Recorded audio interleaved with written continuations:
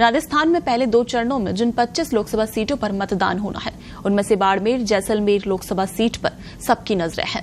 कारण है, बाड़मेर जैसलमेर सीट पर निर्दलीय उम्मीदवार रविंद्र सिंह भाटी का मुकाबला कांग्रेस के उम्मीदवार बेनीवाल और बीजेपी के कैलाश चौधरी से है। मैदान में भाटी की एंट्री से जो पहले द्विध्रुवीय मुकाबला होने की संभावना थी, उसने इसे और दिलचस्प और त्रिकोणीय बना दिया है।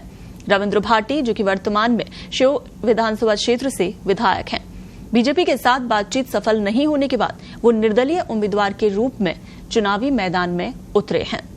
निर्दलीय उम्मीदवार रविंद्र सिंह भाटी का कहना है कि मुझे भरोसा है, ये सभी लोग पिता समान लोग, मातृशक्ति, युवा साथी और 36 समुदाय के लोग जो आ रहे हैं, उन्हें भरोसा है कि रविंद्र आगे आएगा और वो एक नेता की तरह नहीं बल्कि एक बेटे की तरह क्षेत्र के लिए काम करेगा।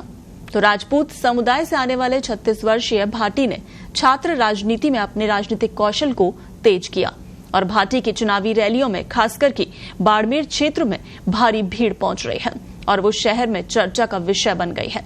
खासकर कि महिलाओं और वरिष्ठ नागरिकों के बीच उनकी बढ़ती लोकप्रियता का जिक्र करते हुए लोग उनके और सचिन पायलट के बीच तुलना कर रहे हैं। ये दिलचस्प त्रिकोणीय मुकाबले की ओर इशारा करते हुए बीजेपी और कांग्रेस उम्मीदवारों की मुश्किलें बढ़ा रहा है।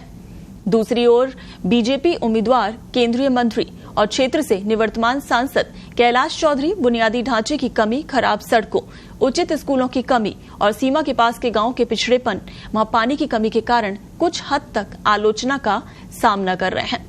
2019 से इस क्षेत्र का प्रतिनिधि होने के नाते उन्हें लोगों को ये कहते हुए सुना जा सकता है कि उनकी वजह से मोदी को दंडित न किया जाए। चौधरी के पक्ष में समर्थन जुटाने की कोशिश के लिए प्रधानमंत्री नरेंद्र मोदी के भी बाड़मेर में एक जनसभा करने की संभावना है। बीजेपी उम्मीदवार ने कहा, प्रधानमंत्री नरेंद्र मोदी ने देश का जो विकास किया है, चाहे वो गरीबों के लिए योजनाएं हो, गरीब कल्याण की योजनाएं हो, बुनियादी ढांचे को मजबूत करने का जो काम किया है, उससे पूरी दुनिया में देश का सम्मान बढ़ा है। देश अर्थव्यवस्था के मामले में मजबूत बना है।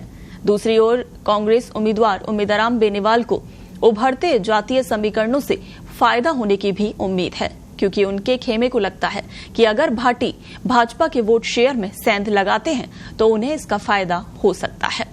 बेनीवाल, जो कि आगामी चुनाव से कुछ दिन पहले ही राष्ट्रीय लोकतांत्रिक पार्टी यानी आरएलपी को छोड़कर कांग्रेस में शामिल हो गए थे, क्योंकि उन्हें ये लगा कि आरएलपी और उसके प्रतीक को मतदाताओं का ज्यादा ध्यान नहीं मिलेगा।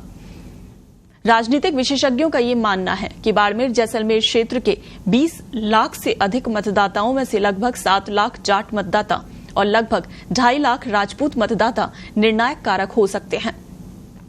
वहीं स्थानीय निवासियों का यह कहना है कि सड़कों पर जगह जगह गड्ढे हैं, सड़कें हैं ही नहीं। मंत्री जी यानी कैलाश चौधरी ने वहां 5 साल में कोई काम नहीं किया है। बीजेपी का एक ही मुद्दा है कि हमने राम मंदिर बनवाया। स्कूलों की हालत वहां ठीक नहीं है, शिक्षक आते नहीं और छात्र पढ़ाई नहीं कर पा रहे हैं। स्थिति अच्छी नहीं है। लेकिन रविंद्र भाटी निर्दलीय उम्मीदवार के तौर पर जिस तरह से उनकी रैलियों में ये भीड़ देखी जाती है, उसका असर दिल्ली तक देखने को मिल रहा है। यानी दिल्ली में बैठे बीजेपी के केंद्रीय नेताओं में भी हलचल काफी तेज हो गई और उसी के चलते प्रधानमंत्री की एक सभा प्रस्तावित मानी जा रही है बाड़मेर में।